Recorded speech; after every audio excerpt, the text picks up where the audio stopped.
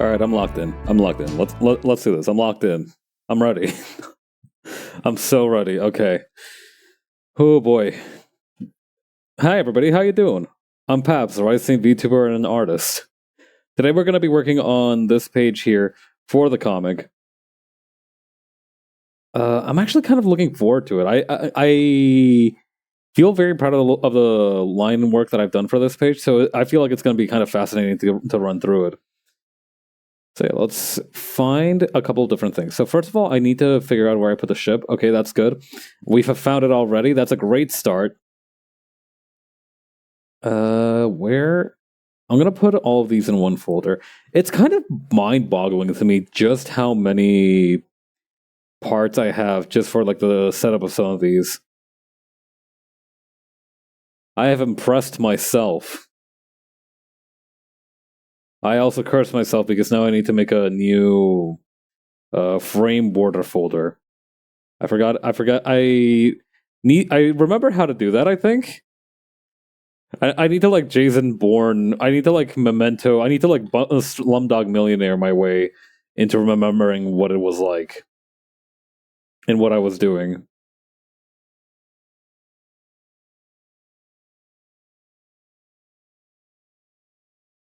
Slumdog Millionaire's whole premise is that a guy is able to win like this supposedly rigged quiz show because he just happens to have the lived experiences that allow him to know the answer to these questions, and we see in brief flashbacks what that's like. You know, how he got that experience. I think I've never actually seen the movie, but I think it's a great concept.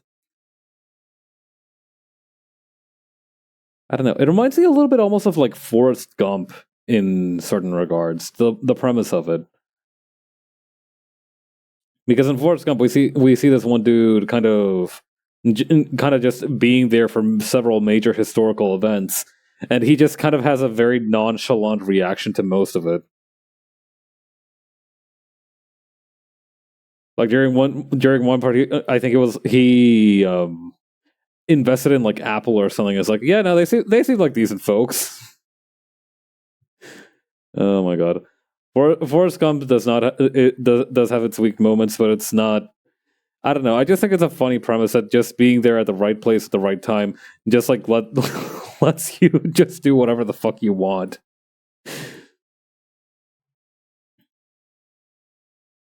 Oh wait, no, these would go outside the border folders, huh?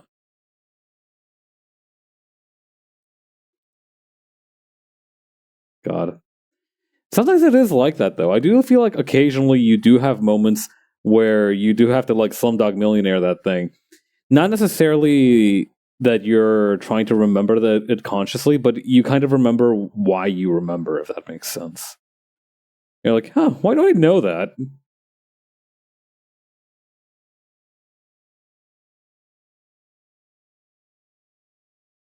I feel like I remember a few things here and there. I'm usually pretty good at remembering my sources, but but sometimes I do straight up forget where I heard or saw something in the first time. That or it's just straight up gone. I remember one time I was talking about I think it was like for the I Ching Ching, which is so there's this thing called like the I Ching Ching, which is a sort of exercise manual that contains the titular exercise the I Ching Ching, which literally means something like the Tendon Classic or something like that. And I remember reading somewhere that some dude claimed to and again, I remember reading this on like a Wikipedia article, but then I couldn't find the information again. So I'm thinking it must have been removed at some point. But I'm not I'm not going to go through the hassle of like checking the Wikipedia history. So like one of the stories was that this dude developed this exercise and was like, hey fellas, guess what? I just went through our old master's grave and look what I found. This pretty hot and spicy new exercise book. Fellas, what do we think? Old sanctioned by an old master, you know, because we found it in his grave. And it makes sense that that's not like a story that's attributable to it, because that's grave digging, and from what I understand, that's greatly frowned upon in several societies. In most societies, people do not have a fond opinion of gravediggers.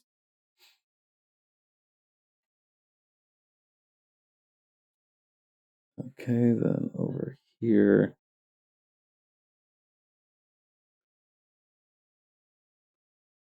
So yeah, it did seem, in retrospect, it did seem kind of implausible, but at the same time, what pisses me off more is that I don't know who misinformed me. I don't remember who said that shit, and now I believed it for a little while. Let, even if it's not a real story, I want to know the fake story and specifically who popularized that shit. So I have someone. So at least I have someone to blame for my ignorance, other than it just like came to, unless it just like came to me in a dream.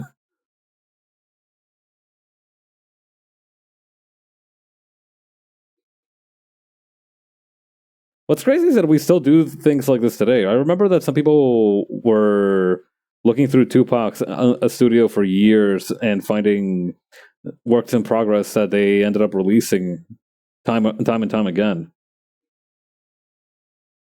So I was fully ready to believe. Well, obviously, like this guy made it up. I thought that some dude made it up and then said that it came from some old master's grave to give it legitimacy. But I was ready to believe that like they had straight up. It's not that implausible given events that have happened to modern society.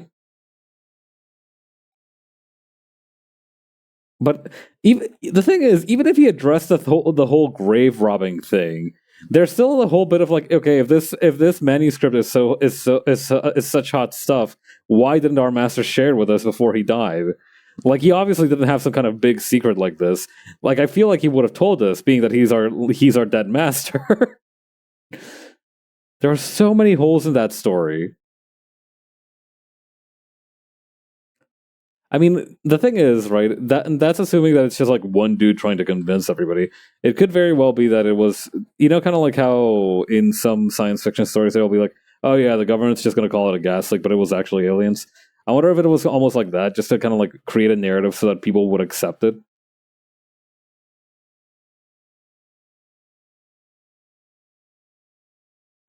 That's the only reason I can think of to just so bold facedly just lie about where you found something.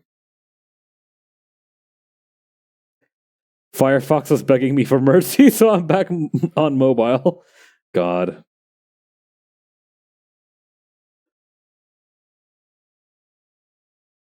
Yeah. I'm lucky enough that my experience with Firefox is pretty smooth.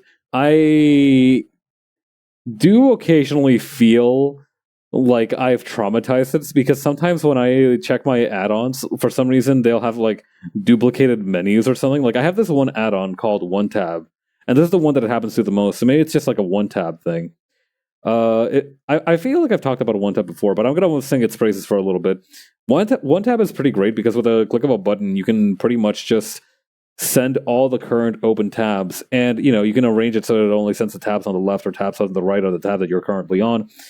You can basically make it say, okay, send all of these tabs to a list, and it will do that for you. It just like creates a list of your open tabs so you can go get back to them later. How many open tabs does Pabs have, you might ask?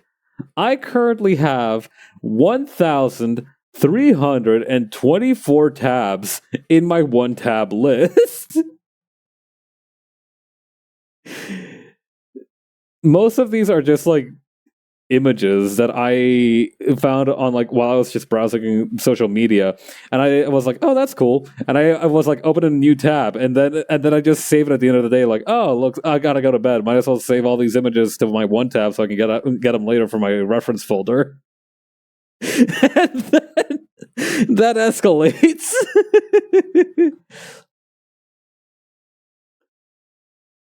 I am the JPEG hoarder. I love saving images. I'm a sick freak like that.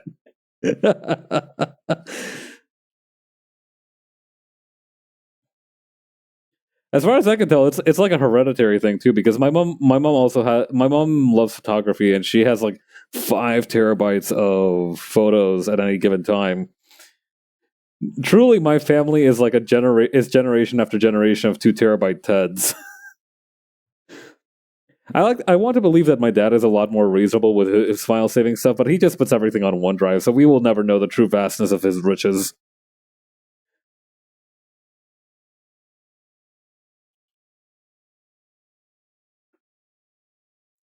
The worst part is that that's probably not even all the images I have to save. Like between like some Tumblr blogs that I used to like keep a tabs on on stuff that I'm interested in, and like my Twitter likes and the bookmarks and whatnot. I probably have like way more than 1,323 images to download. That's why I also got this other add-on that basically lets me download the images from any given tab. Like I could just say, okay, download all the images from the tabs I have open, and it'll be like, sir, yes, sir, and it'll do that for me. It'll put them in a folder that I've designated in my downloads folder. But the thing is, that only works for like Twitter files. It doesn't work for Tumblr PNGs. Those I still have to do manually.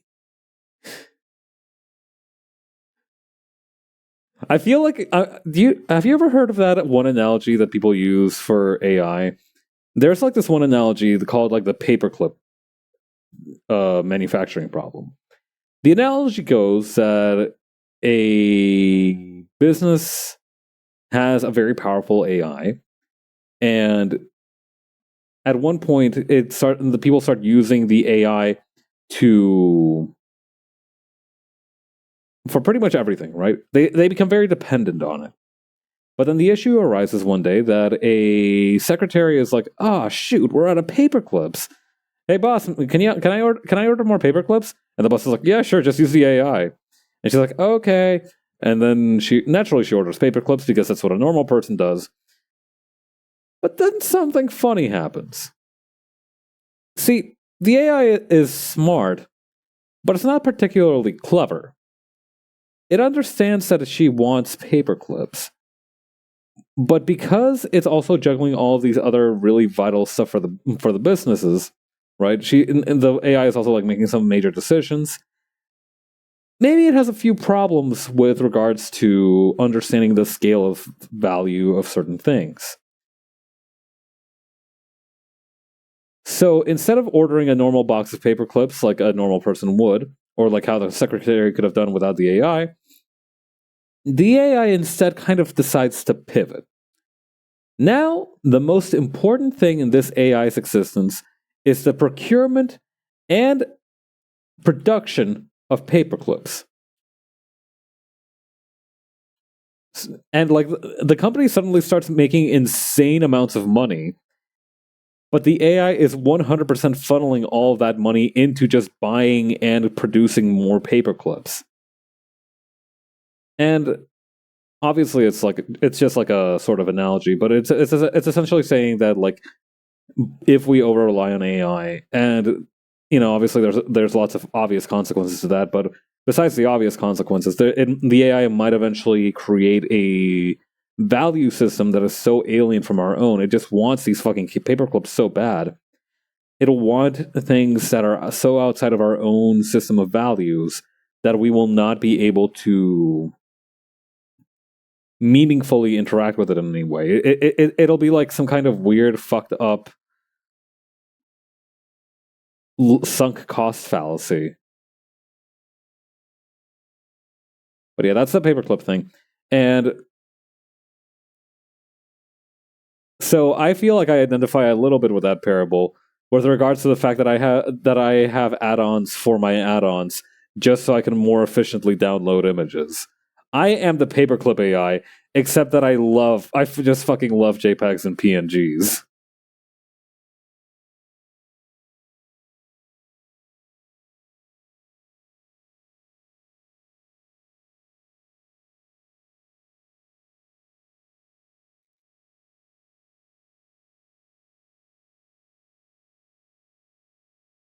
I do wonder occasionally if maybe I'm too attached to the image. But then I remember that a large majority of my life has been dedicating to producing images, and then I'm like, oh, okay, no, maybe I just like them the normal amount for the kind of lifestyle that I lead.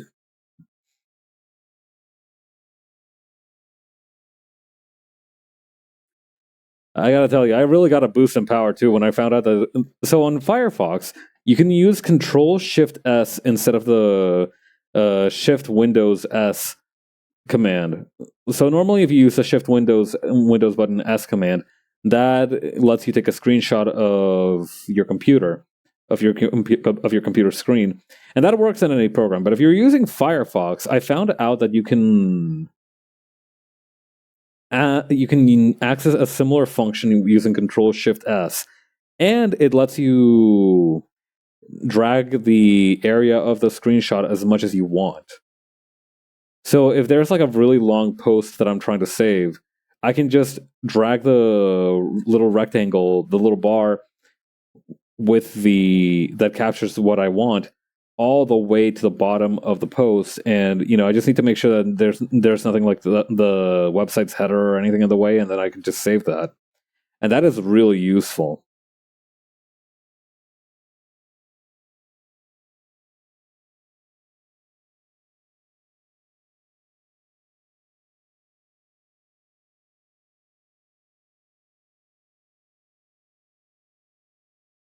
Okay, then over here.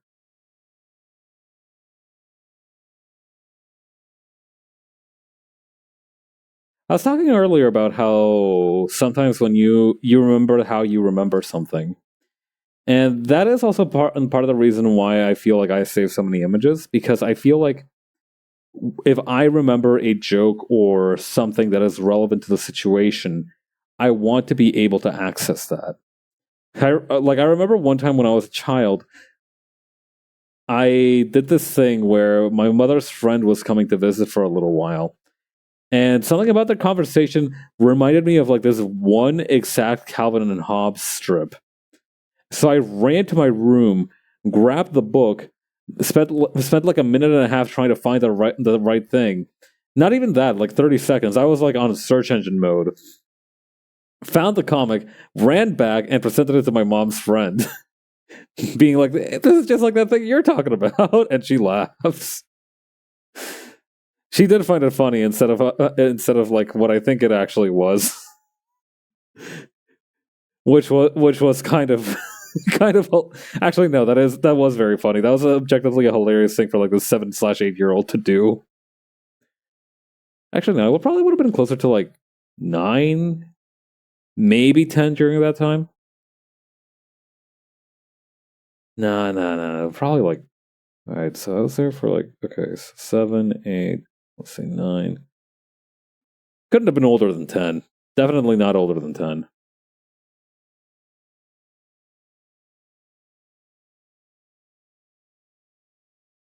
But yeah, that's kind of how it went.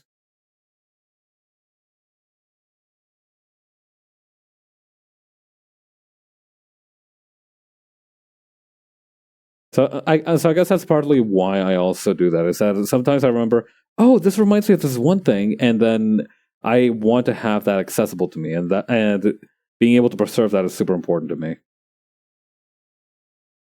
You know what I actually should do? I should start transferring. I should get myself one of those CD burners, and instead of just having all my images on my Seagate Slim drive that I currently do, because the thing is, right? No matter how many images you have, even getting like 1 terabyte's worth of image is going to be difficult. And for that purpose, a CD might actually be a much better method of storage. How much? Hang on. Blank. Let me look on Amazon.za.mv right now.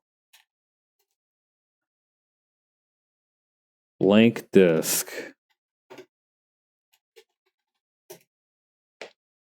All right. Verbatim CDR 700 megabyte 80 minute 52x recordable disk. 50 pack. $30. For $30, you could get approximately 50 disks of 700 megabytes each, or hang on, 700. Okay, so 700. Why is my calculator not working? My calculator is broken. That's unfortunate. Let's try my computer calculator. I like to have a calculator on hand. That's my thing, is that I like to use a physical calculator a lot. I have no idea why this is the case. I just like the physicality of it. Maybe it's because I used one a lot in university. So yeah, you can basically get like 35 gigabytes worth of disk for $30, which isn't that bad. I don't know. We could do better though, I feel. Let's see. Oh, hello, darling. Kodak blank recordable Blu-ray discs, BDR 25 gigabytes, 6 times A grade inkjet printable. I don't know. All discs work. I ordered 3 packs and there was no failure on any of the discs. In condition that I burned my last Blu-ray disc. I mean, I don't know. Can you just like store media on this the same way you would a USB drive? I feel like you. I don't know. Can you use disc like a USB drive?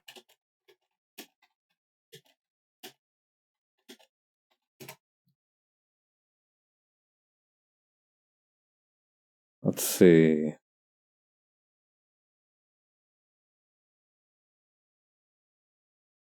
Okay. If what you want to do is to burn a playlist onto a blank CD, what you should do is in Windows search for and open File Explorer. Okay, that's not what I want.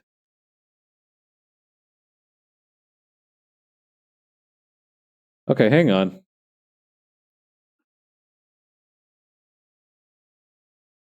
Double-click the drive icon and open the Burn a Disk window. Enter a title for the disk, and then select as USB flash drive or with a CD/DVD player, depending on how you want to use the disk. Oh, so you can use a disk as a USB flash drive. That's useful. That's very handy. All right, fuck yeah then. All right, so Maxwell 6380334.7 gigabyte DVD RS. All right, so if these suckers actually work for file storage, then that's going to be more or less perfect. I don't know. 4 gigabytes is like a decent amount, but it's not like mind blowing. Not to mention, it's going to be difficult to have multiple disks at once, so it's going to be hard to transfer files between them.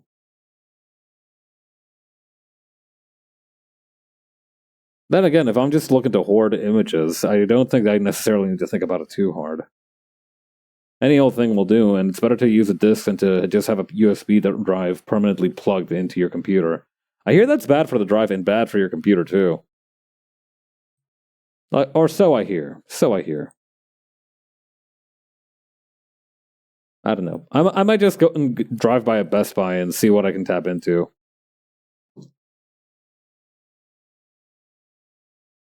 I guess the point is that I've got the option if I want it. I do have a USB drive, USB, disk drive that I bought because I love having physical media. Actually, that reminds me. In the thrift store journey where I went with my friend a couple of weeks back, I actually managed to cop a 4-part disc set. Oh, hell yeah. Hey, Cypress, how you doing? I'm Paps, a wrestling VTuber and an artist. Yeah, I was just talking about like trying to use discs to burn all the images that I have saved because I have like a lot that I need to save. But that also reminded me that recently I got like a 4-disc movie set of like Planet Earth, The Blue Planet, a bunch of like David Attenborough documentaries essentially, and I've been very excited to crack into those. I love nature documentaries. That's gonna be carrying me real hard if I ever need background noise for a while. Oh fuck yeah, we left this morning. Oh, you also use discs frequently? Nice. I'm still planning on I'm still in my planning phase for how to get into it myself. Will any old disc do, or does it need to be like a specific function kind of disc? Because I'm mainly planning to use them to store images. Although it might not be a bad idea to get a proper playlist disc going. Just for when I visit my parents. Although, wait, no, I'm not actually going to be able to use it. I was going to say, I could burn a disc with some tracks on it for when I visited my parents, because I don't drive a car and I don't have a stereo player. So really, that's just going to be like something I can possess. I was going to be like, but wait, maybe if I take it when I go visit my parents, we could just listen to it in the car.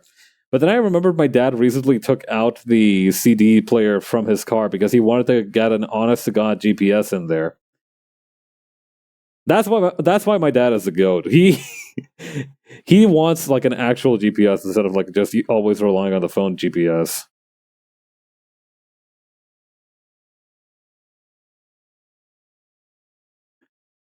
I deeply respect that. I don't know. There's something about the phone GPS and just using that in your car that seems antithetical to me. Like time was you used to be to get yelled at for even like looking at your phone on the road. Also, I forgot to give you a shout out. Give me one moment.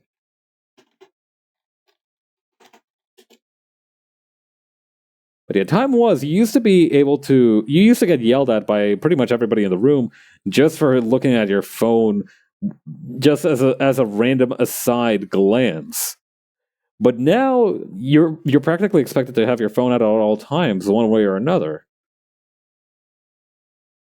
You know, if you're not using it to play music, you're using it to actually like figure out where you're going. I don't know, it's just a weird cultural shift.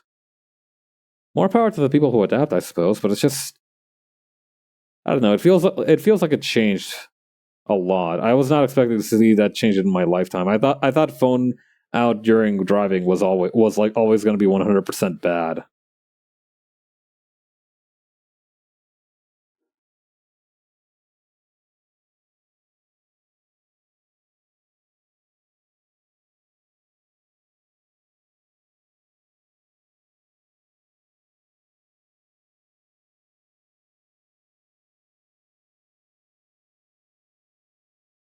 Okay, then over here.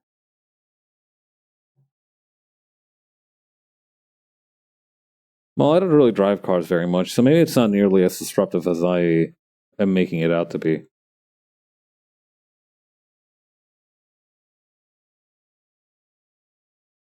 I just get the feeling that at some point the circumstances of my life are going to obligate me to learn how to drive for good, and I'm honestly not looking forward to that. I don't know why, but I get the feeling that the driving schools in my area are kind of ass. I do frequently see in cars with bumper plates like student driver on there, so they can't be that bad, obviously, but still, driving's such a pain. Yeah, I don't know. I I do get nervous during it. I do think that I am the kind of guy who drives like like a scared beast.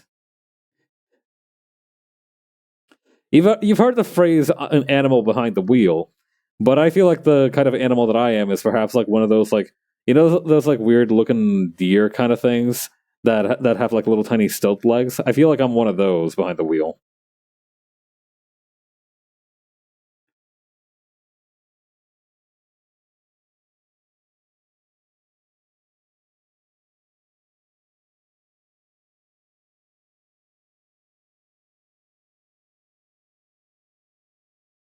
Okay, then what we're gonna do is we're gonna stretch this part out of here just a little bit.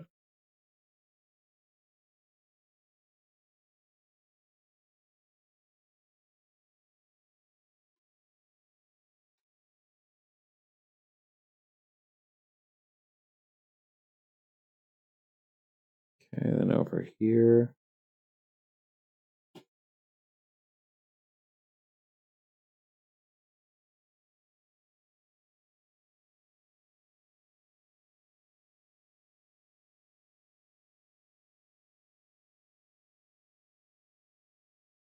Oh god, I'm gonna have to rework this entire curve.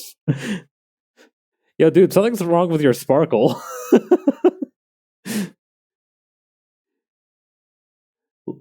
Like if you're casting magic as a wizard and this is what your sparkles came out as, I feel like if you're a wizard, whenever they pull you over to see if you've been drinking while casting, they make you do a sparkle. And if you can't do like a straight one, they they take you in.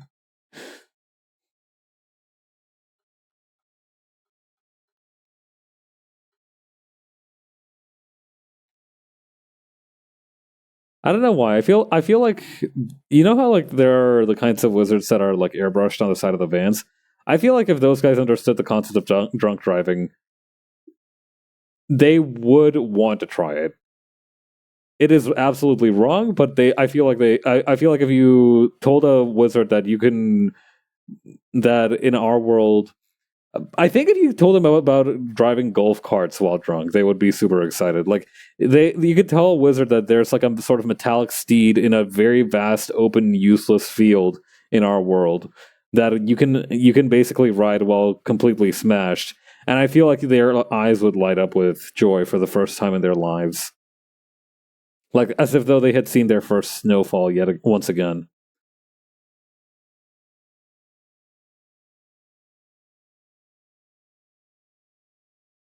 I do feel like if we're never gonna do anything with golf course space, I do feel like we should at least be allowed to have like golf cart destruction derbies in there as a treat, as like a little side activity in addition to the golf. Make the derby drivers a hazard for the golf course people. It's all about efficacy. You gotta be allowed to. You have to have economic acuity. Mad Max style swinging clubs. You got like motherfuckers like polecats from Fury Road, just like swinging around on the back of the golf carts. Like, I'm gonna make this jump. I'm gonna make this jump. I promise I'm gonna make this jump. Spoiler: he does not, in fact, make the jump. They still spritz their teeth with fucking with chrome spray paint too before they like try to take a swing at another dude. Immortan Joe is there. There's just inexplicably this greasy old dude with plexiglass armor that's shaped like abs, and he's like, "Do not, my friends, become addicted to golf course. It will take hold of you, and in time, you will resent its absence."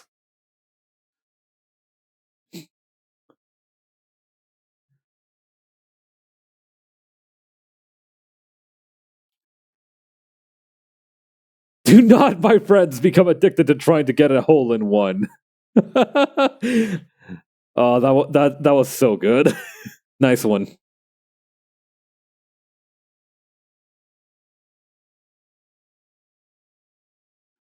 Yeah, instead of trying to find a place where trees grow in Fury Road, they're like trying to find the one place that isn't just pure fucking grass. They've heard of this thing called a building and are very excited to try to see if it's a real.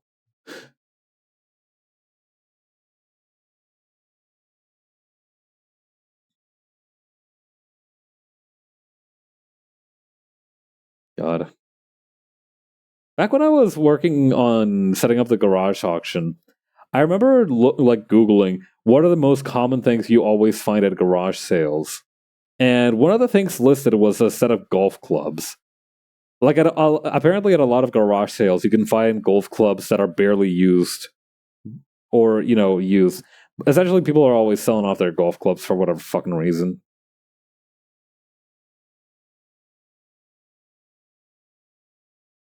Honestly, honestly, that's kind of like seeing somebody on eBay put up their gotcha account number. They're like somebody selling their old gotcha account. I feel like it's a little bit like that. Like you understand that they're on a healthier path forward, but at the same time, you can't help but feel like maybe they're enabling somebody else's descent. Like they're like, I have like 5 million characters on Arknights. I guess I might as well try and get some money out of it. And then some poor unwitting fool's gonna be like, yo, this dog girl seems pretty fucking cool. I wonder what this is about. I'm gonna get into it.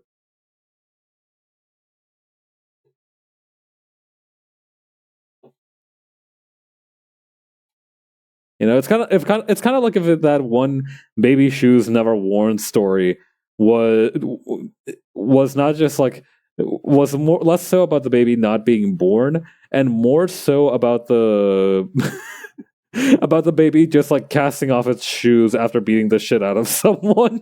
The shoes were the last trace, and the evidence that the case has gone cold. We don't know where this murderous baby is anymore.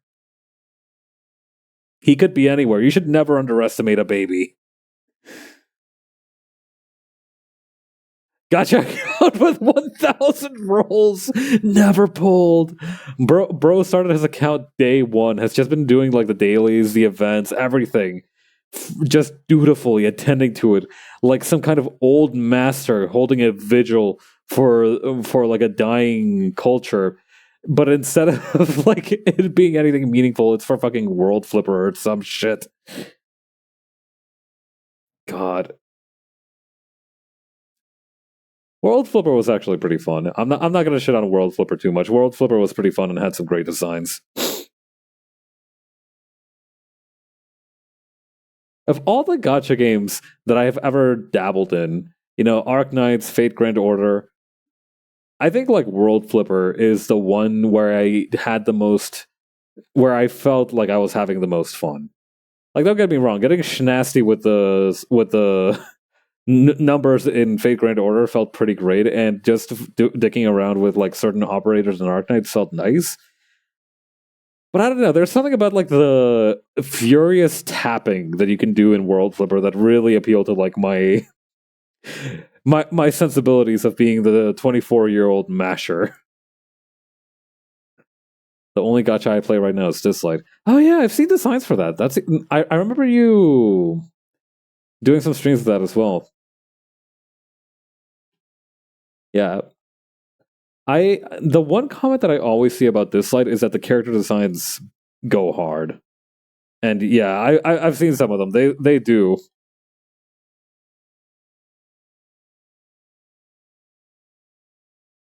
Although one thing that I did notice about it, which was fascinating to me, is that I remember seeing the different character designs, and they have like a design for a dude who's supposed to be backing up the 6-ear macaque, which is this essentially like the evil doppelganger of Sun Wukong. Just like designs are so nice. I appreciate that they're not all just like anime character. At least that's true. That's a fair assessment. It's a rather fresh air seeing like the different art style.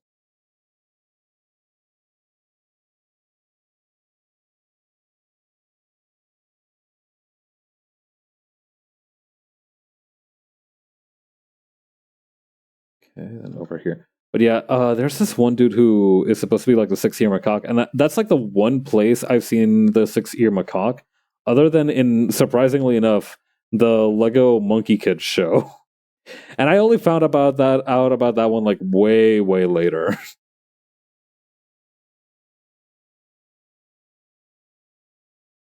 Yeah, I remember there's this one channel called Overly Sarcastic Productions who do these episodes based on chapters of the Journey to the West, and they are some peak production. I don't know. I feel like I want to be able to make videos like that at some point. The rarely acknowledged Monkey King character because who has 6 ears? Yeah.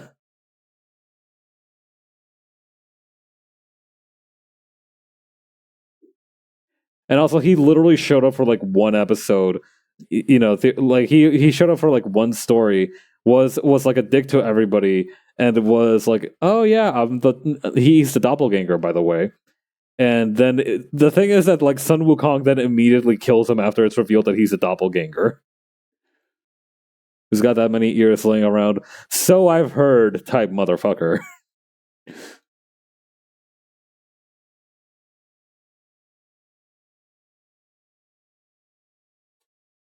God. I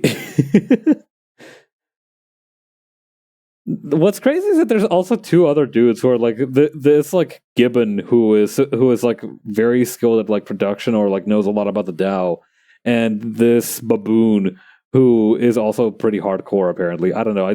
I forget about like what the other two do. I know that the 6-eared macaque is omniscient because it has such good hearing. I don't know what Sun Wukong's deal is out of all of this. I think like he's just crazy strong, but like the thing about Sun Wukong is that he's like immortal like 6 times over, but that's because of random shit he did while just sticking around in heaven. Like like his immortality was not like a naturally occurring factor. That's not a built-in feature. Bro modded that in. That is not in vanilla.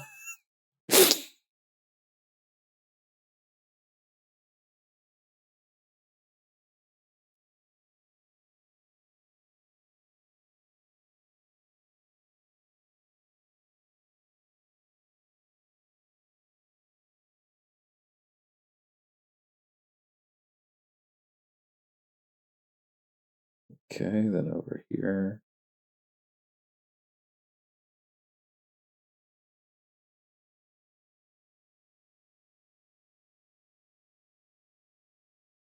Okay, and then I feel like it's going to be easier to work with this like this way. There we go.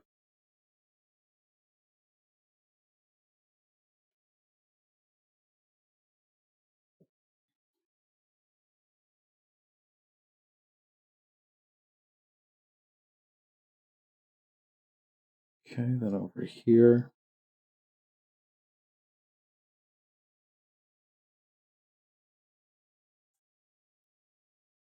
And over here.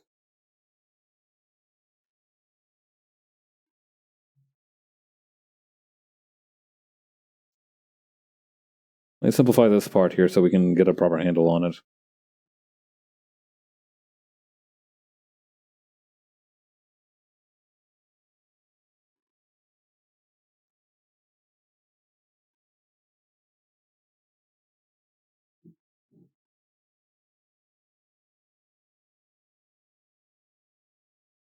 Nope, that's not quite right. I mean, maybe you can just angle this one differently.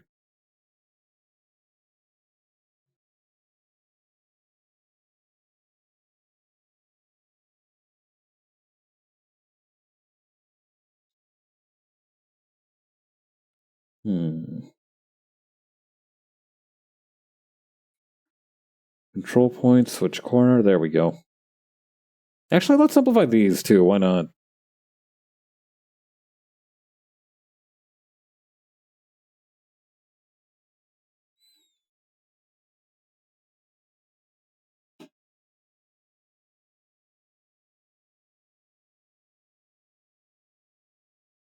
And just abruptly cut off the top of the smoke trail here, because that's usually where Raph cuts off the... I mean, I don't know. Maybe you can just add a little bit of more. Just in case. Raph usually cuts it off like just around here, right? For when he actually posts a comic on Twitter. Actually, come to think of it, has he posted them since we like finished up issue 1? I think we still had one lying around. Kind of like intermittent thing. Did I hang on? This is like a... Oh shoot, that's why it looked so funky. I was gonna say that's a weird bend right there, but it's actually like one of these things. God, these used to be my worst nightmare when I was doing live 2D stuff. Just having a control point that I accidentally like bent in on itself by accident. Or by carelessness, one or the other. That was the worst to deal with.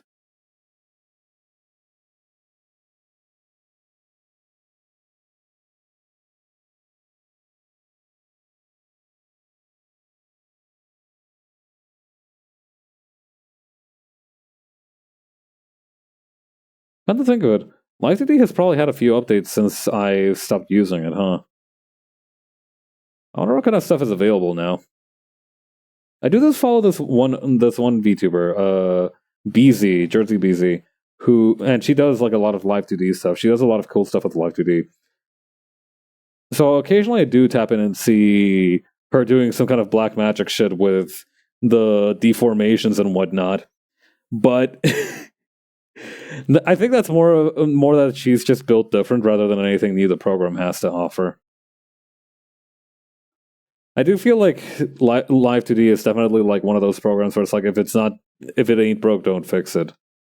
Which makes sense because it's worked so far, but at the same time, I feel like we're in very real danger of Live 2D becoming like the Adobe of rigging software because of the fact that they have they're pretty much like the only viable game in town. I do know that there's like some people making this thing called like Inochi or something that's supposed to be an alternative, but that's still like very nascent, and it's got a dev team of like 5 people.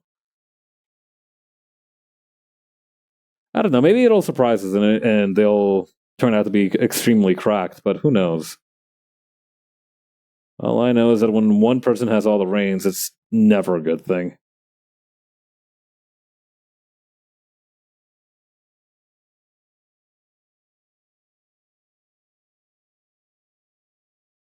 Let me simplify this part here.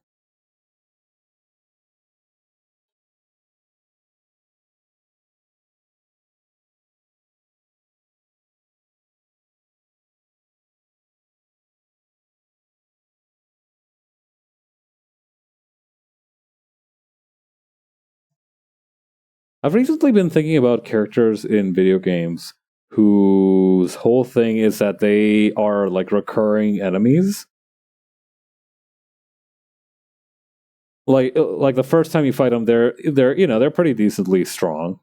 But then by the second time you fight them, they're much stronger. Like you see their own growth and progression.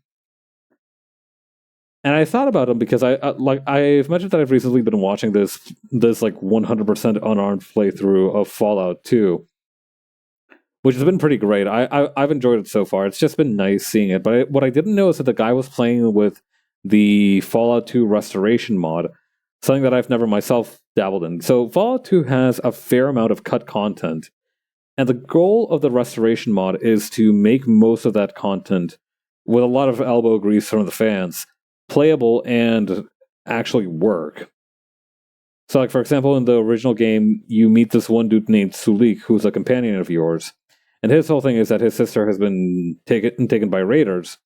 So you're like, oh shit, I want to help Sulik. Are we gonna find his sister? And then Chris Avalone and the Dev Team are like, no, because they obviously Fallout 2 is already a massive game, and like they don't have time for all that shit. But I've always found it a shame that that story never got resolved. But with the restoration mod, it does get resolved. You do eventually get to see and rescue Sulik's sister. So that's pretty great. And it's also great for me because like I said, I'm very unfamiliar with the mod itself. So it's a lot of this stuff is going to be new for me just going into it. Anyway, back to the topic of the rival characters. The reason I'm bringing up the restoration mod is because one of the things that they restore is this one dude named Kaga. And what Kaga's whole deal is that he was supposed to be the protagonist, but because he cheated during like the tutorial level, everybody and they cast him out of the village, and we're like, nah, man, you're too much of a douchebag to be the chosen one. Nah, no, you go pound sand. And he was like, I will swear vengeance for this. And it turns out that you do in fact run into him from time to time. The first time is when you're fairly low level, but apparently there's like 5 total encounters with him, and he does get stronger each time. But the thing is that because of the way that the combat in the original Fallouts is structured, you can end up killing him the first time if you're too good at fighting. Like the first time you meet him, you can just mollywop him dead.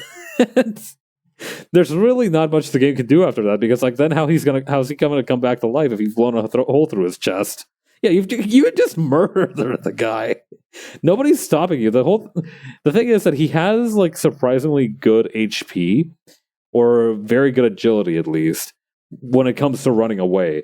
So the whole idea behind the programming is that he would just get, you'd rag on him a little bit. You'd give him the work for a little while, and he'd be like, all right, I'm out of here.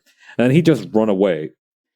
But like I said, because his pathfinding isn't exactly the best, and also you can get pretty cracked at this point, there's a non-zero chance that before he can start hitting the bricks, you can't just murder him. And you're like, huh, all right. And like you just don't run into him again because, yeah, he's dead. Oh, lordy. I thought that was pretty funny. The thing is that in a lot of these, you're like, oh, why am I just letting this guy go, right? Like, if you're in like Pokemon, right, and you have your rival character, it makes sense because you're both like 10-year-olds. But if it's something like, but in other cases, it's just weird that this dude, one specific asshole, just keeps bothering you, and has made it his life mission to be your nemesis.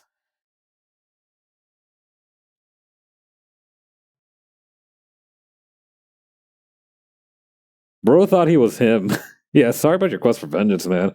I did not expect you to be that weak. God, just like that one scene from Invincible with my hands covered in blood, like, I thought you were stronger. God.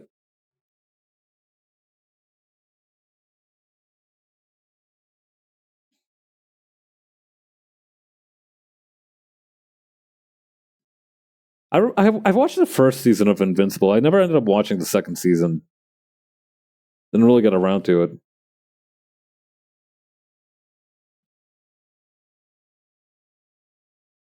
But from what I heard, it's been pretty good, especially because it's been releasing in a proper weekly format instead of all at once like it used to, or like some video streaming services still do it. I really hope we start having a comeback of the ordinary weekly release schedule for TV shows. It just honestly seems so much better for everybody involved. Like everybody's still talking about Dungeon Mesh. Do you know how hard that would have been to do if it was like released all at once?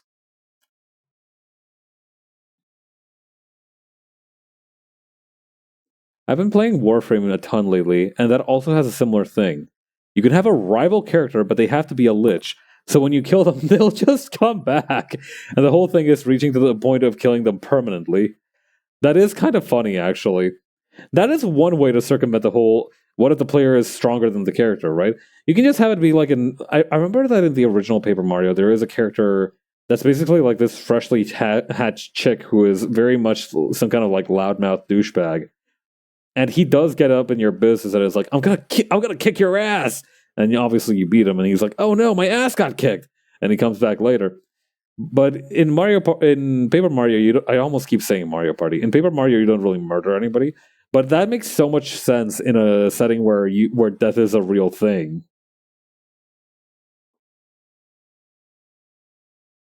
God, it's bad enough that you have like the very aggro reply guy in your inbox.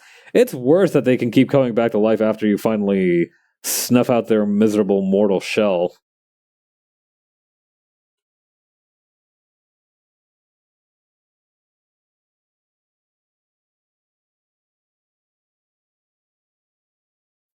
This also happens in hit video game Cookie Run. You're are you serious? Actually, I shouldn't be surprised. Every single time I hear somebody discuss trivia or lore about a cookie run, it's like the most serious 100% we are locked in kind of thing that I've ever heard of in my life. Like the backstory for some of these guys is like this dude murdered this other person's family and now he seeks revenge. And it's just like fucking a macadamia nut from Subway, and that kicks ass.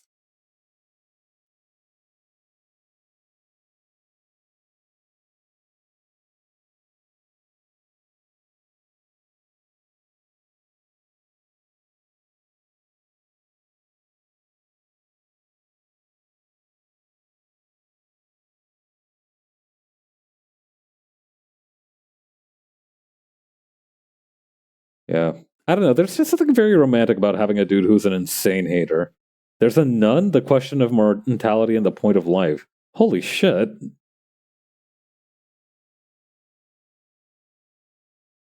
Okay, that's far more.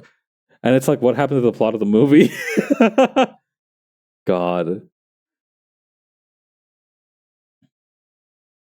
That's crazy that this nun cookie is pondering her own existence in navel gazing when still very much just being made out of like gingerbread or something. The cookies are Catholic? Well, I guess I shouldn't be that surprised, but still, that's crazy.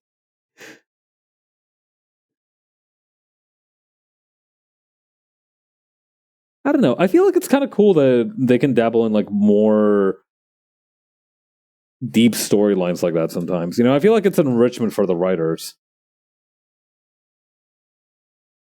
If it was just Bumbo's Clown Fest 9 million and 24/7 lockdown on Silly Town kind of thing all the time, I feel like the writers would definitely start running out of steam.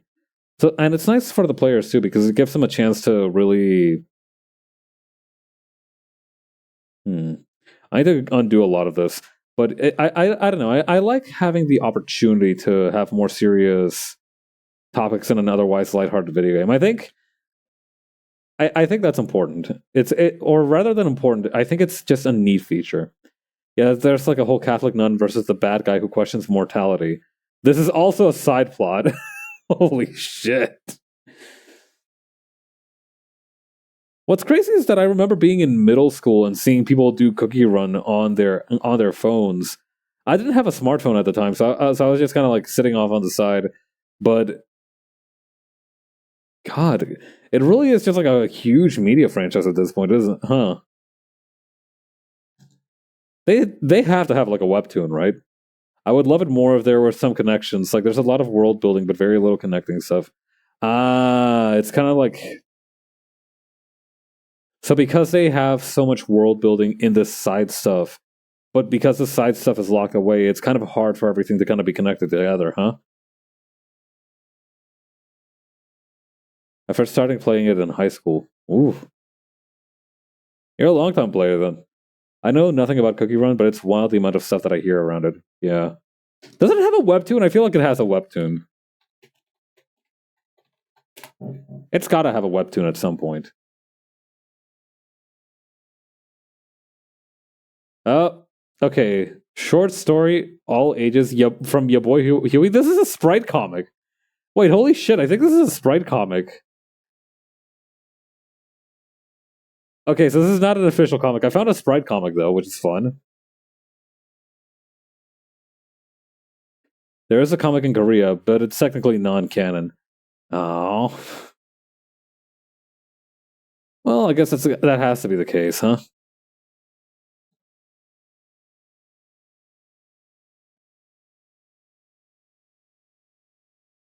Right, I think we've done a pretty good job on this first panel. Can you still call it a panel if it technically doesn't have a border?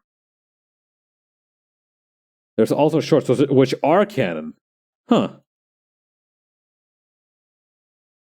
God, that is a strange effect of the video first format thing, where like a random ass. That's kind of funny, actually.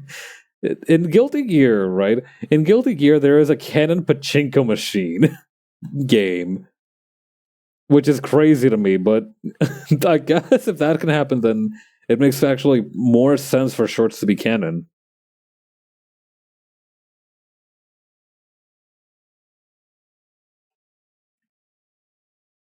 God.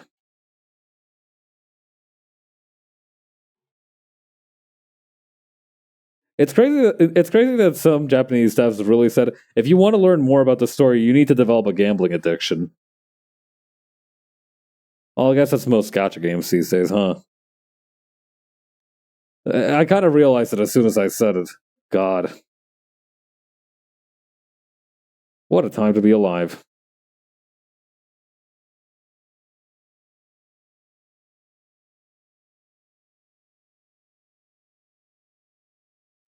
But yeah, it's always a shame when characters are robbed of the chance to kind of meaningfully interact in some situations because either they don't have the kind of ability to go outside of their own kind of like secret stories and whatnot. That's kind of why I like events in Fate Grand Order because I feel like we get to see a lot. They have like so much side bullshit that at some point two characters that are in the game are going to interact in some way. I don't know. I never felt this satisfied with like the intercharacter interactions in Fate Grand Order for some reason.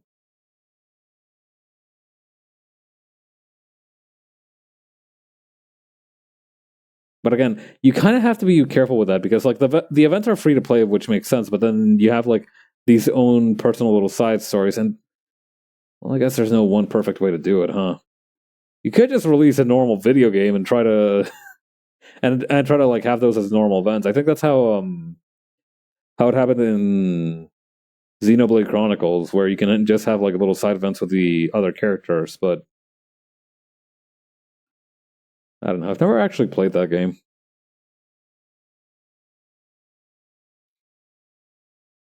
Okay, where is? There we go.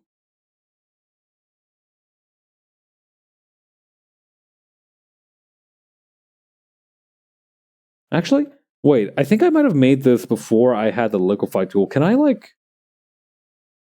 I want to try something.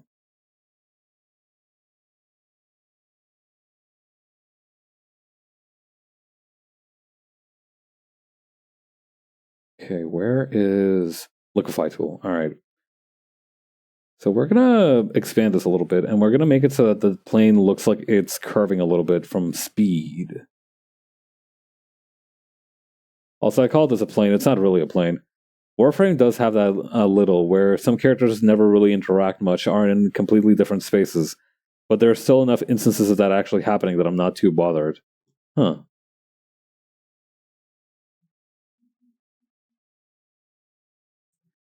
Yeah, I think it only really bugs people when it feels like wasted potential. Like if you have two characters who the audience would love to see kind of trade like tips about their own worldview with, I feel like in that case it feels a little bit more difficult to not be dissatisfied.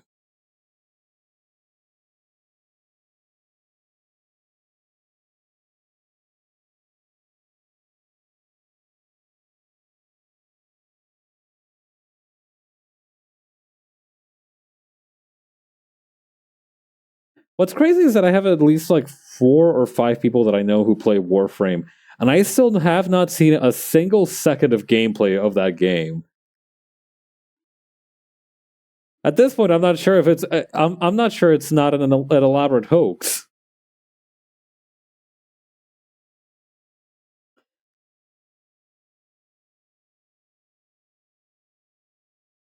I know that it has statistics. I understand that much. I think it's like an action game. We're all just making up Warframe to prank you. I knew it. Oh God, you guys got my ass good. You had me going real hard.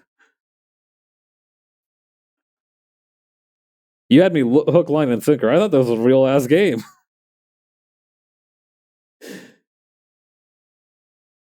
Boy, I must look like a dumbass.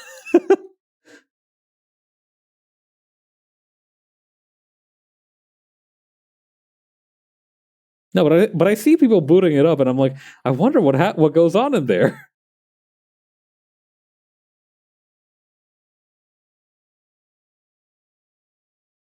It's an action game, third person shooter mostly. Oh, interesting. I see.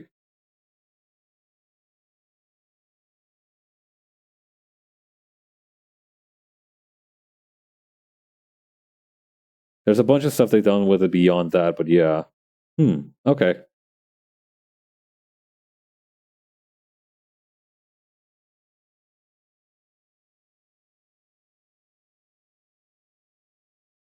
Okay, then over here. Mostly killing people with a titular warframe. I see.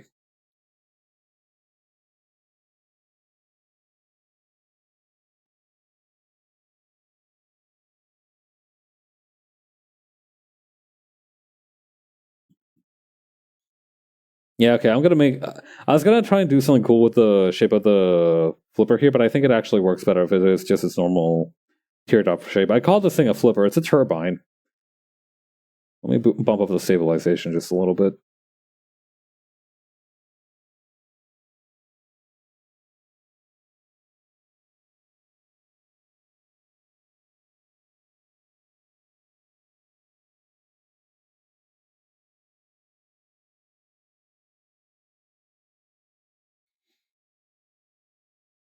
Okay, over here.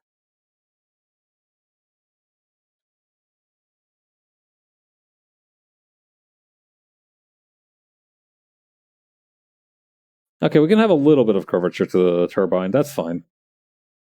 We're permitted.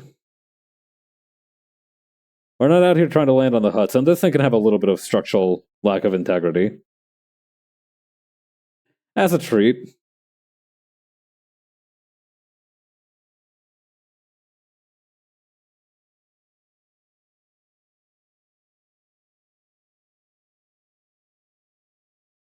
For some reason, it reminds me of a delectable cartoonish cut of meat.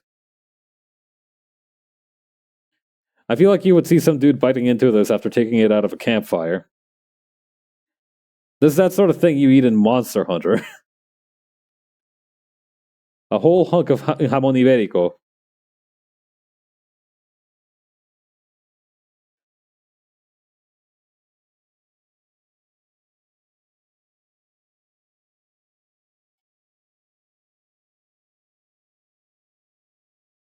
God, I kind of want to try Hamon Iberico at one point. It feels like I feel like I would enjoy it. As somebody who likes meat a lot.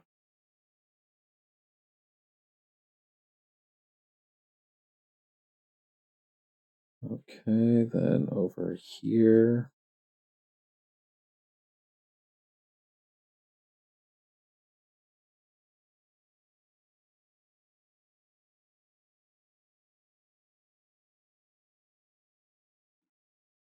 Then over here.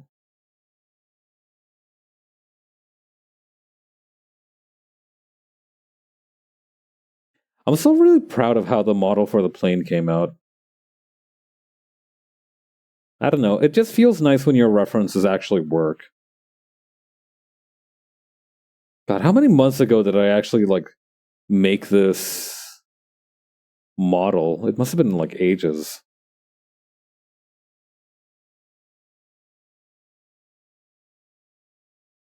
I remember struggling with it a lot when I was actually making it, but then it kind of all kind of clicked. That's the best part of art is when you somehow figure out the solution to your problem very easily, but you don't know what actually like inspired you to find the solution.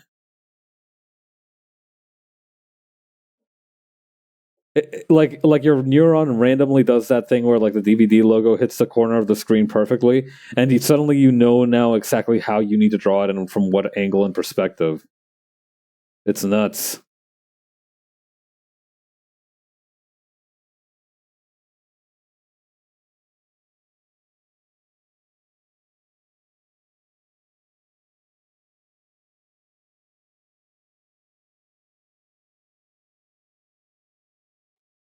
Okay, then over here.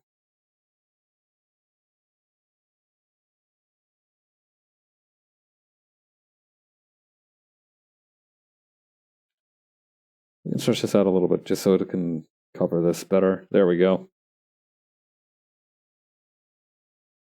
I can worry about adding the sticker to the frame once I am in the coloring stage.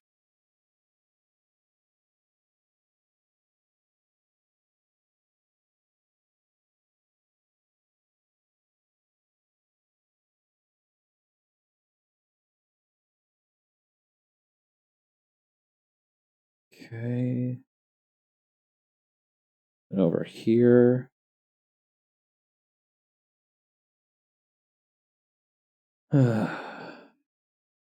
Sometimes it's hard to believe that it's the weekend. Like fundamentally, I understand that tomorrow is a day off from work, but I don't know. The, I don't know. I feel like for the past 2 weeks I've set out like a personal record for the number of times I wish I could explode people with my mind. So it's nice to finally be getting away from that for a little bit.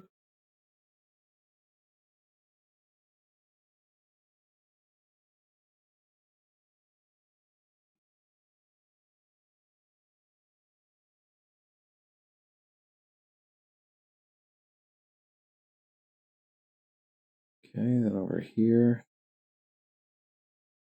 Yeah, I mean, obviously there's still problems, but I don't need to worry about those anymore.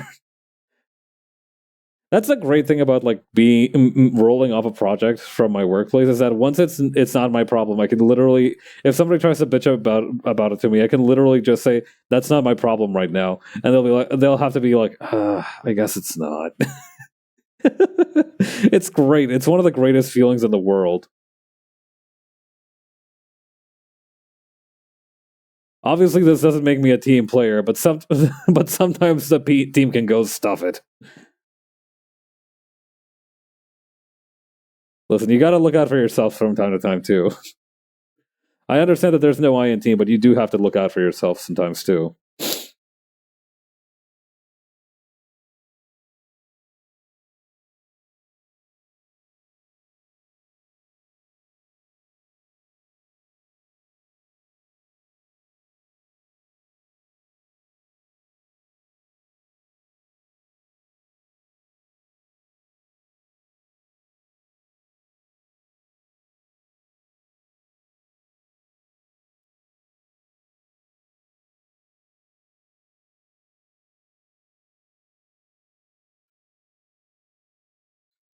Okay, this nose spike is a little bit too turned.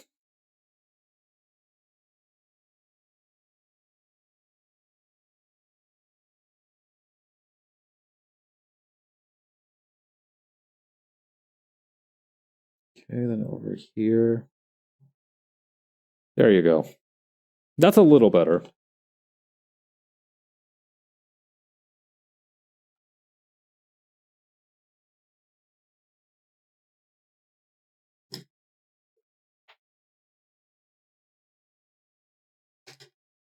God, looking at that Cookie Run Sprite comic earlier, though, I don't know. I feel like time was you could just some rando on the internet could just make a Sprite comic, and particularly like Mega Man Sprite comics. You remember how what's the word omnipresent those things were? Ubiquitous. I think that's the word that I'm looking at. How ubiquitous those used to be.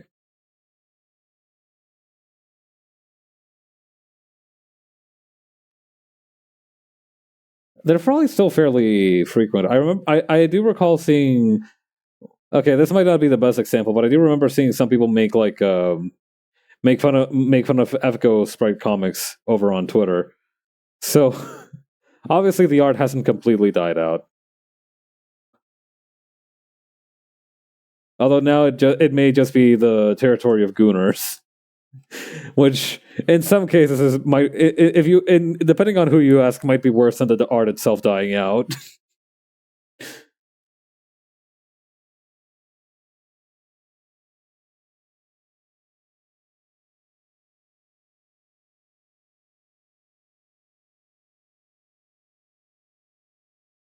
Okay, then over here.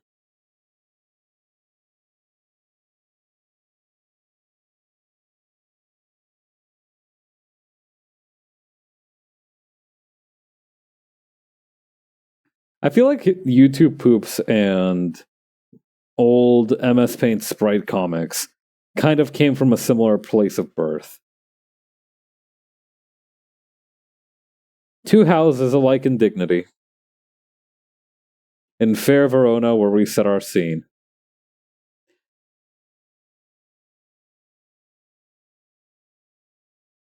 I forget what the city in Romeo and Juliet is called. Is it Verona? It might be.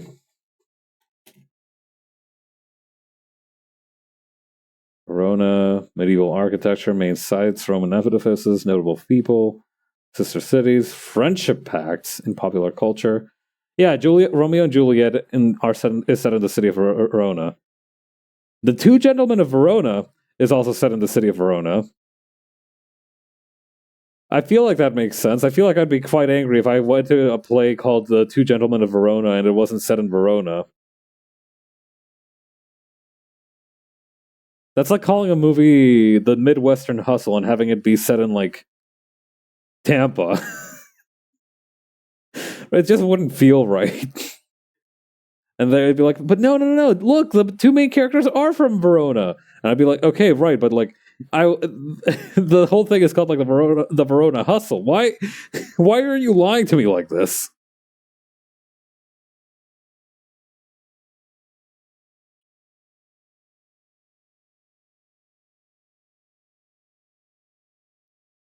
Ain't nothing fair about this, Verona. I can tell you that much.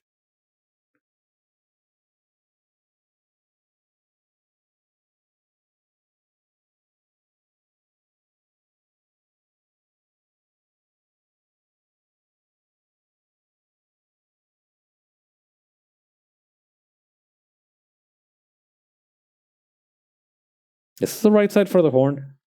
Hang on, I gotta go back and check something.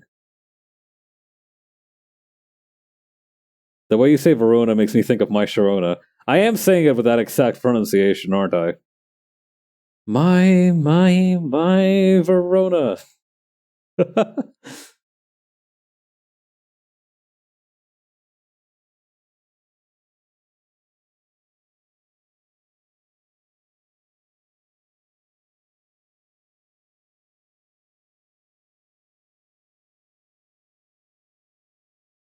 I remember listening to this podcast about this thing called like Disco Demolition Night.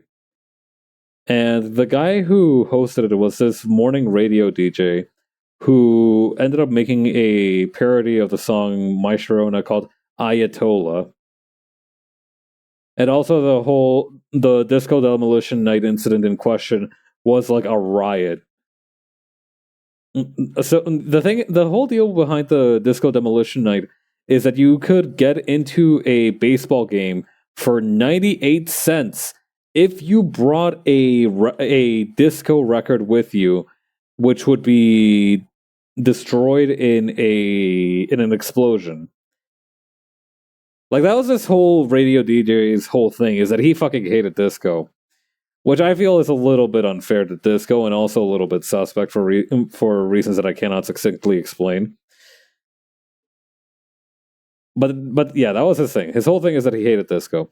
So he pitches this idea to this one dude who is extremely well known for his crazy ideas for upping popularity and attendance in baseball games. Like one of the things he used to do is that he used to, I forget the guy's name. But for example, one of the things he did was that he used to give out free prizes for certain seats in the games, but he never said what the prizes are or which seats would be taken, so that way people would still show up wondering what the prize would be, and he would be like, "Surprise! You now own 37 lobsters!" And they'd be like, "But I have a shellfish allergy." Ah, well, you're gonna take them. You're gonna take them. Well, I can't take these back. You're gonna take them. And so he partnered up with the disco hating DJ, and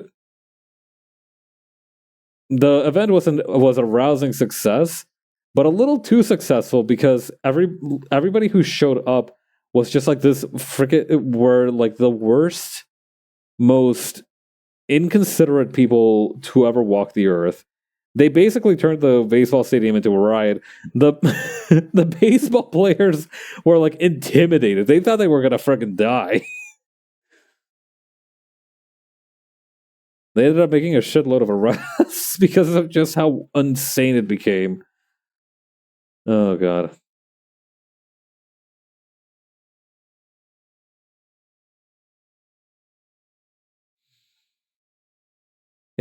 Occasionally I wonder if I should make more of a conscious effort and a kind of right foot forward approach to go to more random events. But then I hear about like incidents like this, and I'm like, maybe I should just not go alone for most of these. Because like being in the Disco Demolition Night war zone would be bad enough if you don't have a buddy. That would be if you have a buddy. If you don't have a buddy with you, that's going to be even worse. That's going to be the worst experience ever. You're never going to go to another baseball game, no matter how cheap the tickets are this time, or how many pigs they're giving away, how many lobsters they're giving away as a promotional stunt. You're out of the game. You're just going to catch the reports on the radio now.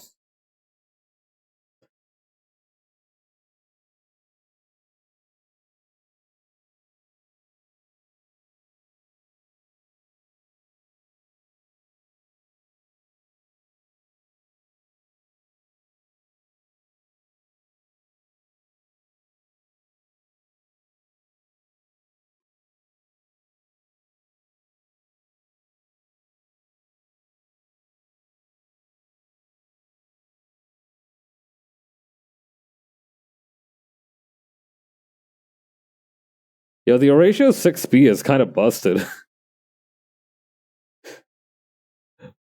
Horatio has a dragon punch now. That's going to be in the patch notes for the comic.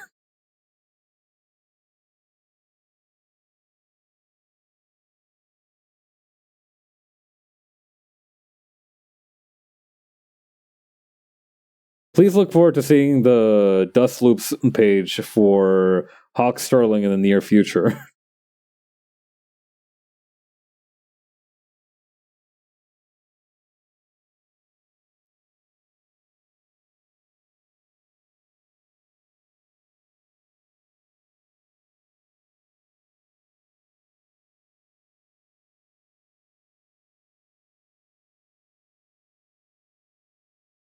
Okay. Then over here.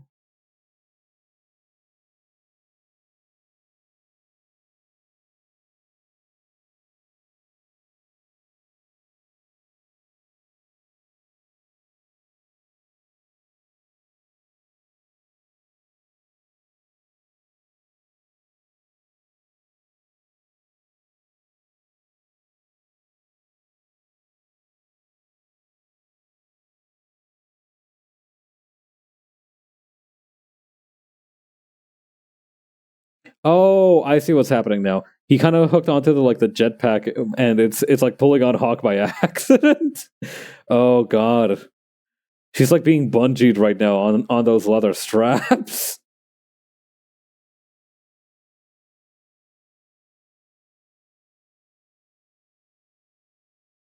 Bungee gum has the properties of both rubber and gum.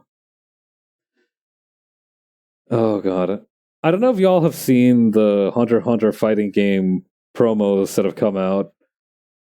It's pretty good. Everybody's joking about how low the budget was, but like the characters' mouths aren't even moving on their models. Like it's not even doing like the texture shifting. Their mouths are just straight up not moving. That's when I knew we were back.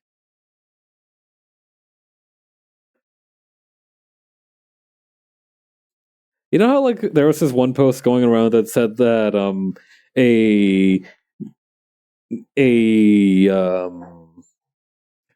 like a local little hole in the wall having those like plastic trays that like those old school menus, those like checkerboard wax paper things for your food was like the equivalent of having a black belt in food service.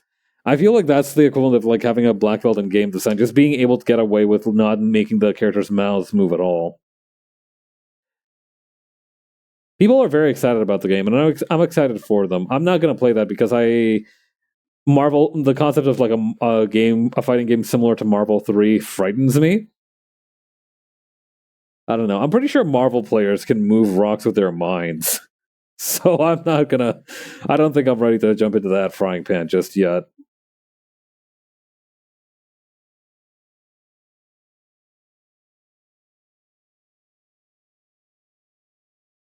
Ditto for like XR players. People keep saying like, "Oh, you should get into XR. Faust is so much better in XR." Nah. Nah, nah, nah, nah, nah, nah, nah. That sounds like a trap. I feel like you're trying to put me in a trap.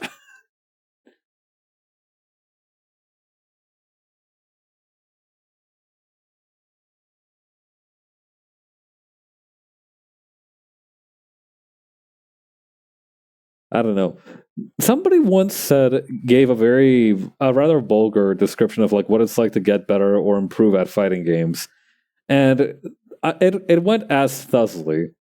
Imagine you have a large wooden mallet. Now you are slamming your, shall we say, head. Okay, I'm going to use the word head instead of what they actually said. Nah, no way, sister. You're not getting me to a secondary location. Yeah, yeah. That's exactly what I was like. The secondary location being the whatever god awful mechanic is in the XR lobbies, and the murderer in question being this one dude who's been online for this game since launch, just now looking to fight anybody he can find, and he's seeing my ass and locking in. He's seeing the fresh meat. There is blood in the water. He's going in for the kill. No questions asked. No warm ups. No nothing. He is upon me like a lion rending a gazelle's flesh with its teeth. But yeah, learning fighting games is like hitting yourself with a mallet and taking notice of the weight and speed of the mallet at strategic points during the swinging process until you get good enough to hit other people on the head with the wooden mallet.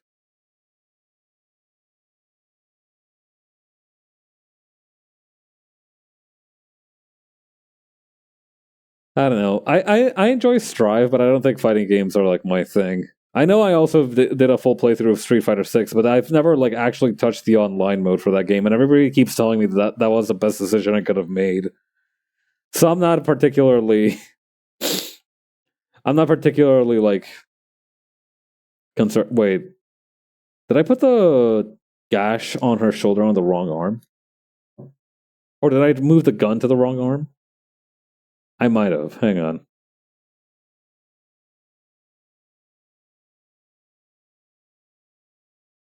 Okay, no, her pistol arm is the one when she's shooting with. Okay. What a relief.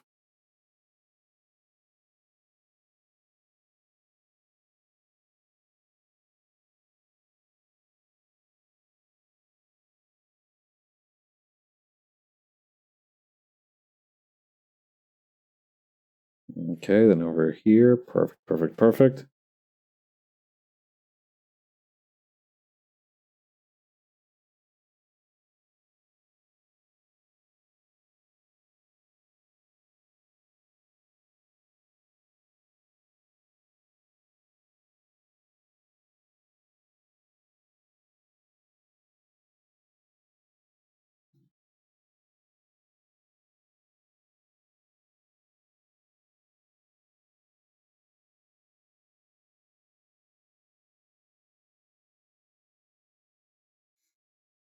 I brought this up a lot while I was doing the sketches, but this really is the sequence where Hawk goes in through the through like one of the worst days of her life.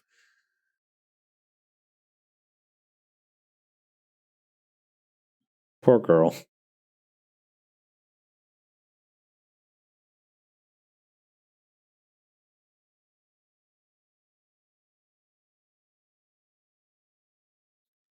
Like honestly, if this shit happened to me, I would find a way to retire. I don't care. I don't care if I can heal up from the wounds. I am not doing this shit ever again. Never ask me to do anything ever again. That's what's crazy is that somebody will go through like some of the most life altering, worst, absolutely least livable circumstances of their life, and they'll still have to find a job in like 2 to 3 months. That sucks. I feel like you should have like at least a 6 month grace period after any major catastrophe. What you do and how much you produce in those 6 months are not counted against you in any way. If you have a job gap, if you have a gap in your resume during that time, they should not be allowed to ask you about it. You should just be allowed to say to like wave a card that says I had the circumstances, and they'd be like, ah shit, the circumstances. Okay, yeah, we understand.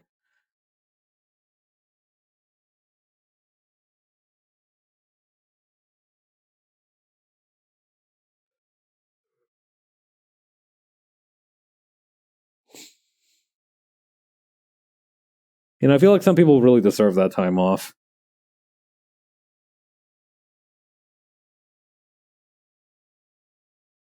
Also, this the way this gun is positioned is like really bugging me.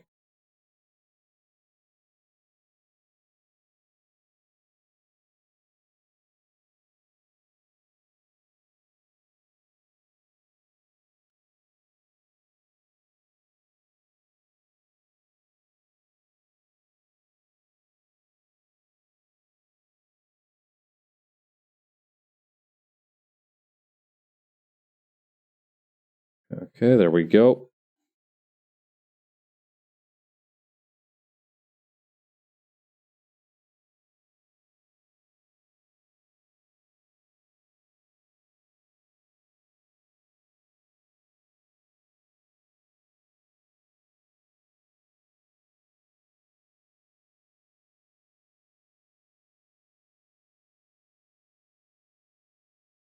Okay, scale down width on some of these. I might be able to finish this panel and then call it a night. Excuse me.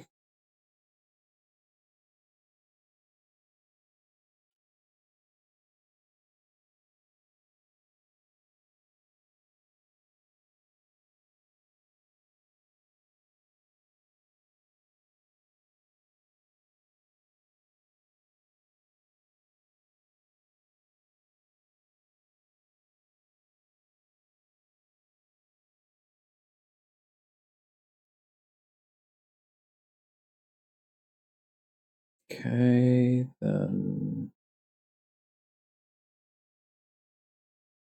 for here, just adjusting this part. We can start trying to integrate whatever. We can start trying to integrate Hawk into the drawing up here.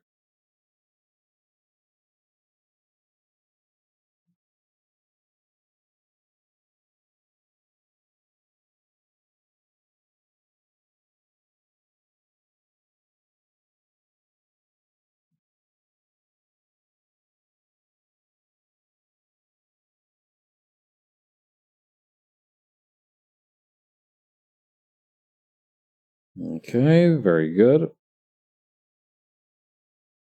Might have to clean this up a little bit, but we'll get that. We'll get there when we get there.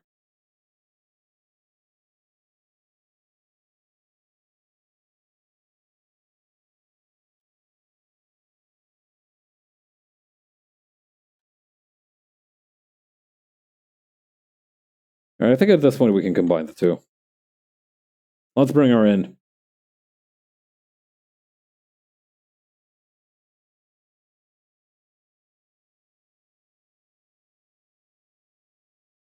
Okay.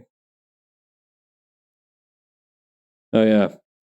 This morning I woke up at 8:30 to go to the dentist's office so they could scan my teeth for the to make my retainer. Now that the wire for my permanent one has snapped, it was kind of a fun experience.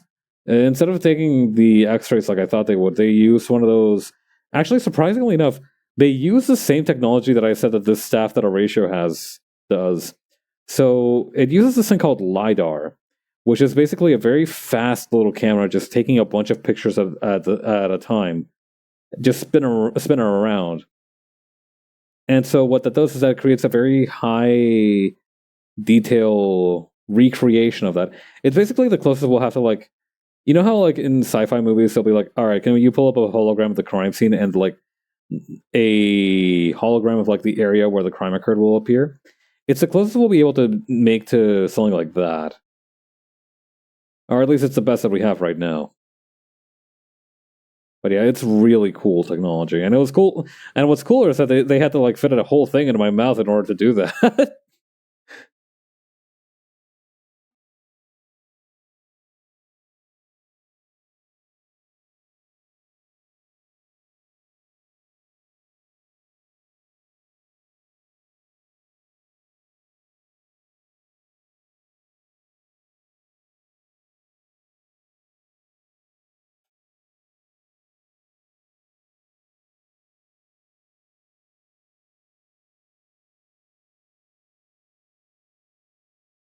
It was kind of a surreal experience too, because like I said, I'm not used to waking up quite as early as I needed to go to the dentist's office like this.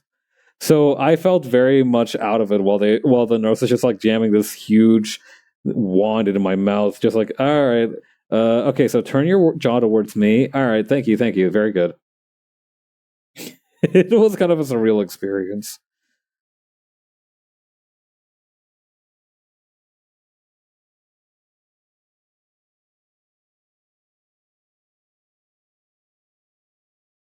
Still, I used to think that lidar was mostly for like wide open areas, but it makes sense that you could use it for stuff like tooth imaging.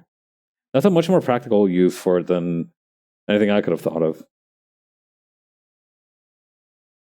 I don't know. It's interesting hearing about a technology and then seeing it in a usable context. It's a very special experience because you realize, like, wow, what an ingenious application. It's it's very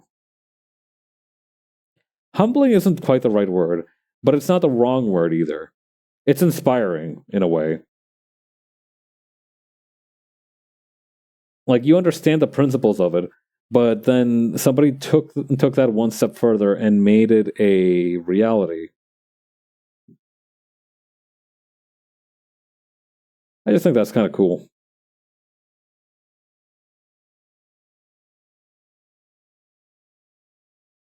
Okay, let's just grab these.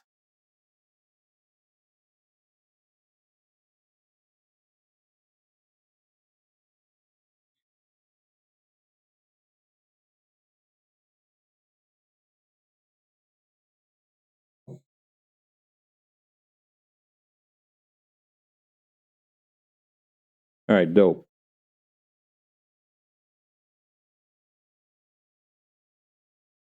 I'm gonna make her other foot face inward because I feel like that makes it even more kind of cartoonish the way she's caught.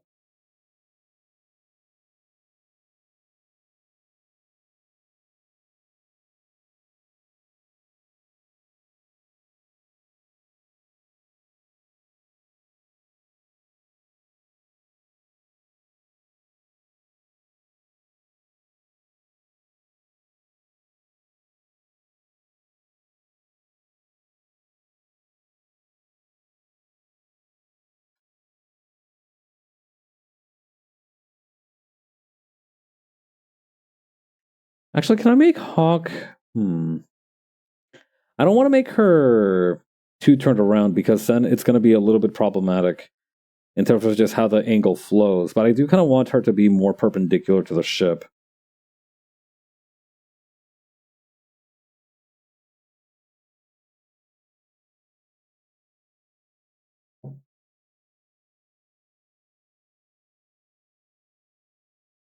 Or maybe I can go the other direction.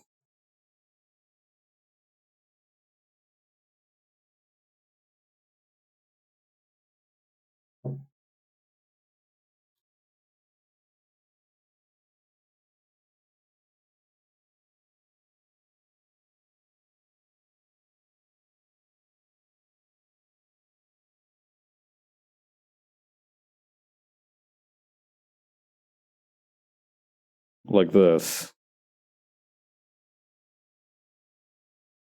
Yeah, that does feel a little bit more appropriate. Okay, let's try this.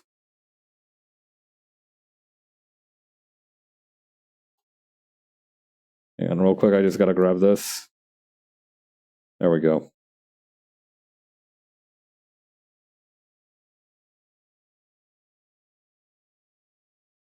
No, that's too perpendicular. Okay, I think maybe.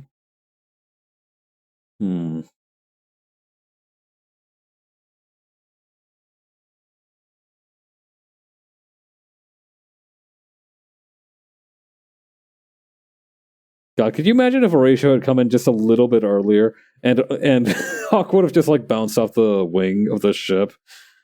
Oh god. That's what happens if you fail the QTE. That's what happens if you like fuck up the quick time event.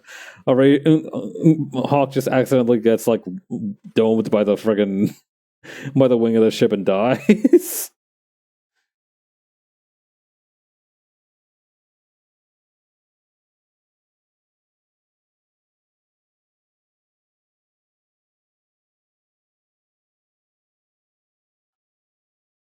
Okay, then over here.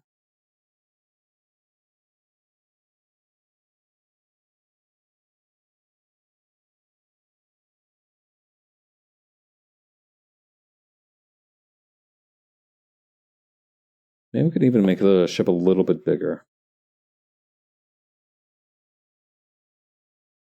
And then reduce some of the line weight on this part here.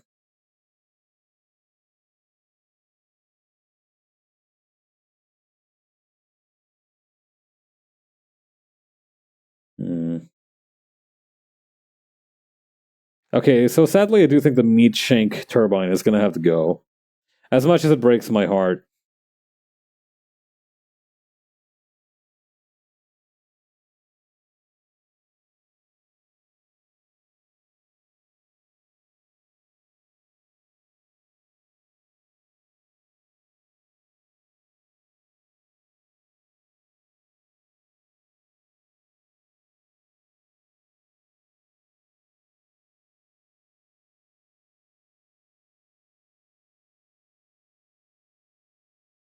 Okay, then over here.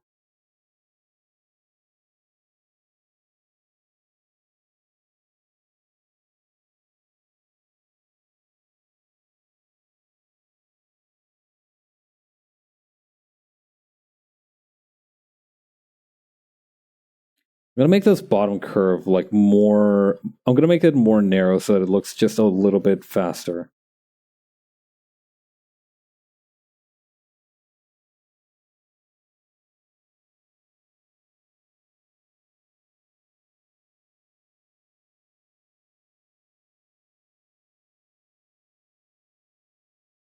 Okay.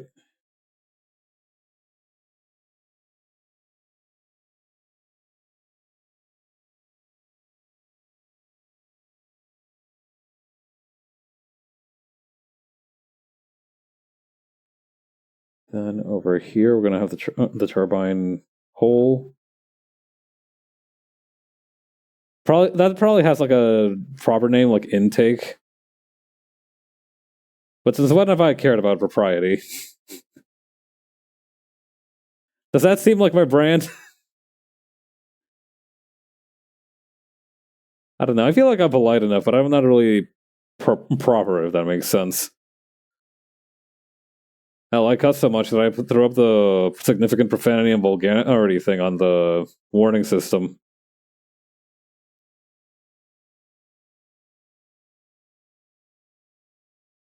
Actually, that might be a good idea. Stretching out the turbine a little bit, like the tail of it, just to... Hang on.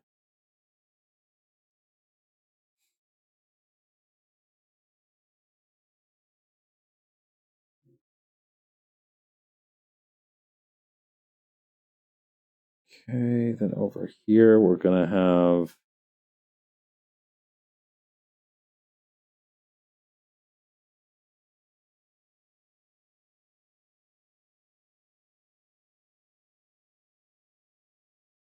Perfect.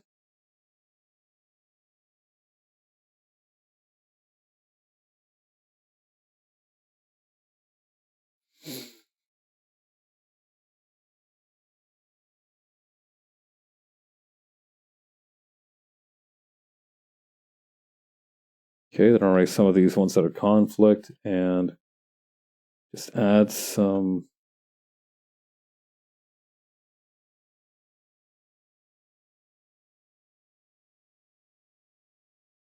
Yeah, that looks clean.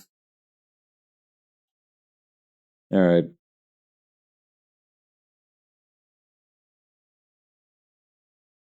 Put this here, put this there.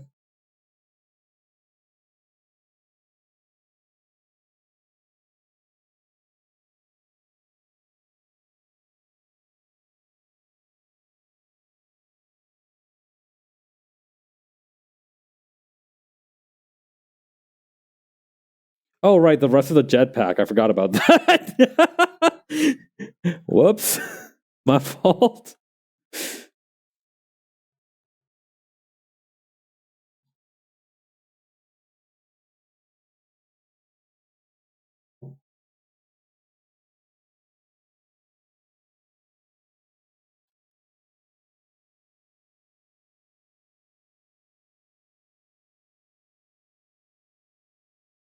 Okay. And over here.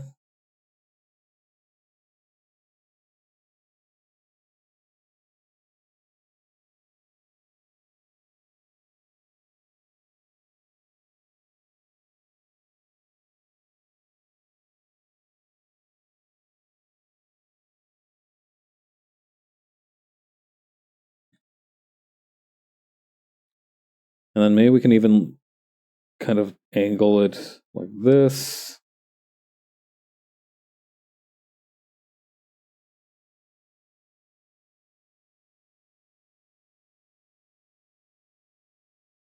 There we go.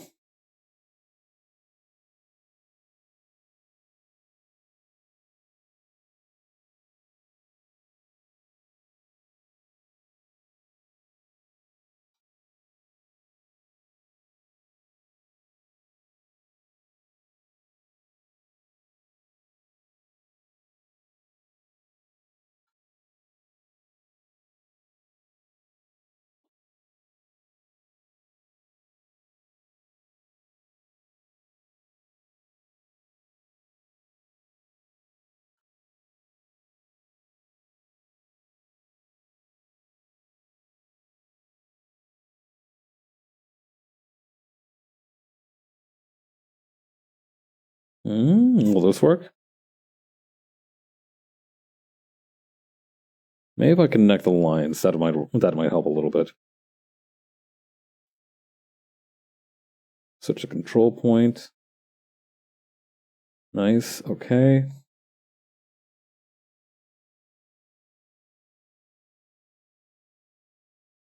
I just remembered that tomorrow I have to do a sewing stream. I'm gonna need to like I'm gonna need to practice a little bit before I actually hit live, because it's been a while since I've actually done any sewing.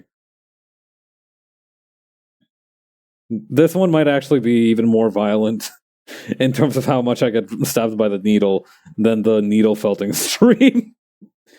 Whoops. Well, whatever. I'm sure if I lock in, the tetanus won't get me. I'm not gonna get tetanus. It's a set of brand new needles. They are not going to give me tetanus. At least I hope not.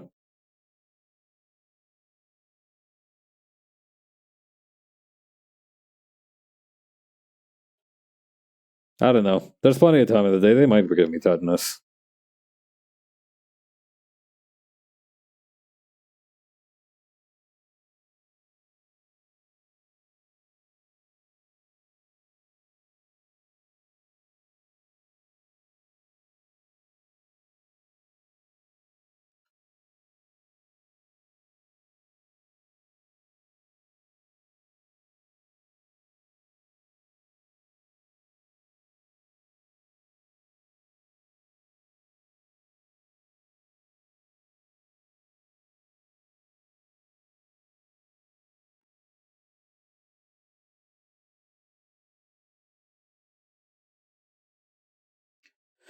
All right, peak. I think that's about it for today. I'm gonna wrap things up now. Thank you all for coming by the stream. Thanks again to the Cypress for the raid. I always appreciate people stopping by. And I will see you tomorrow for some sewing. I'll be making a tiny rice piece flush. Look forward to it. All right. Later. Bye.